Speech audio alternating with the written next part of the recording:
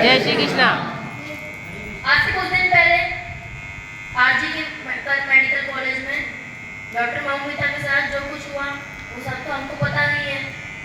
श्री कृष्ण स्त्रियों को कितना सम्मान देते थे, उस प्रसंग में मैं आपको कुछ उनकी कहानियों के प्रसंग, उनके जीवन के प्रसंग बताने वाला हूँ। भारतवर्ष में एक राज्य हुआ करता था जिसका नाम था प्राग ज्योतिषपुर। वहां पे नरकासुर नाम का एक राक्षस रहा करता था। उसने 16,100 स्त्रियों को अपहरण कर उन्हें कैद कर दिया था। श्री कृष्ण को जब ये बात समझ में आई, पता चली, तब उन्होंने अपने प्राणों की परवाह किए बिना नरकासुर के पास गए, उसे सुझाया बुझाया कि स्त्रियों को मुक्त कर दो। लेकिन नरकासुर नहीं माना, तो श्री कृष्ण ने उनसे उसका वध किया, उसको हराया युद्ध में और फिर उन स्त्रियों को मुक्त किया। वो स्त्रियां मुक्त तो हो गई, लेकिन अब वो जाए कहाँ, क्योंकि उनके घर वाले जो थे उनको स्वीकार करने के लिए तैयार नहीं थे। वो उनकी पवित्रता पर प्रश्न उठाने लगे। लोग लाज मर्यादा का हवाला देते हुए जो है उन अपनी बहनें बेटियों को अपने घर के दरवाजे बंद कर दिए उनके लिए।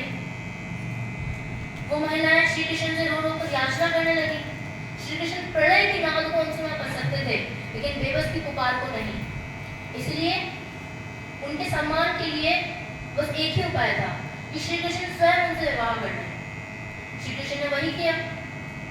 श्री कृष्ण ने अपने गले में 16,100 वरमालाएं पहन ली और स्त्रियों का सम्मान बचा लिया।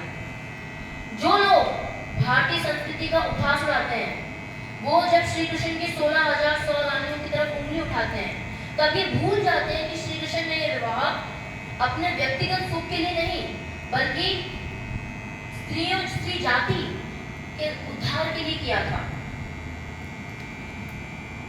उनको पता था कि आज से कुछ साल बाद लोग आधी अधूरी जानकारी के आधार पर उन्हें आलोचना का पात्र बनाएंगे, लेकिन जो व्यक्ति आलोचना के डर से सही कर्म से पीछे हट जाए, व्यक्ति कोई और होगा, हमारे भगवान श्री कृष्ण नहीं हो सकते हैं व्यक्ति।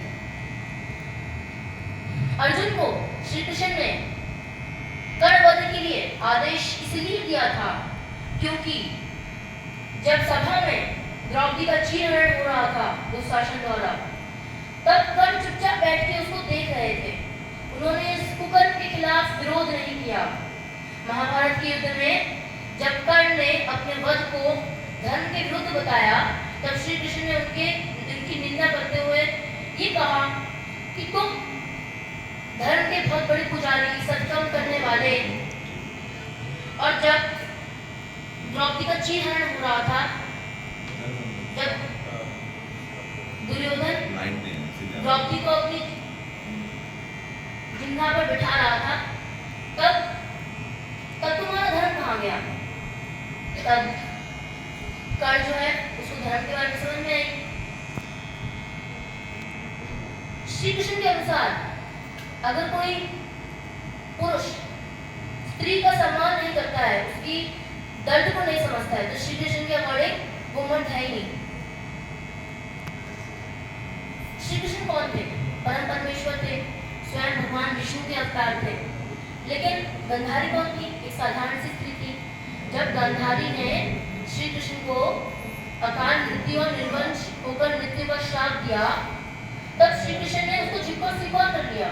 वो चाहते तो उसे अस्वीकार कर लेते, लेकिन एक स्त्री के वचनों को उसको नहीं मानना, वो श्री कृष्ण के चरित्र में ही नहीं था। ऐसे थे हमारे भगवान। तो और आज जो कुछ दिन पहले जो हुआ, उसकी मैं बड़ी निंदा करता हूँ। इसलिए मैं और हम सब मिलकर प्रतिज्ञा करते हैं कि हम आजीवन मरते दम तक स्त्रियों का सम्मान करेंगे। जय हिंद, जय भारत, जय श्री कृष्ण।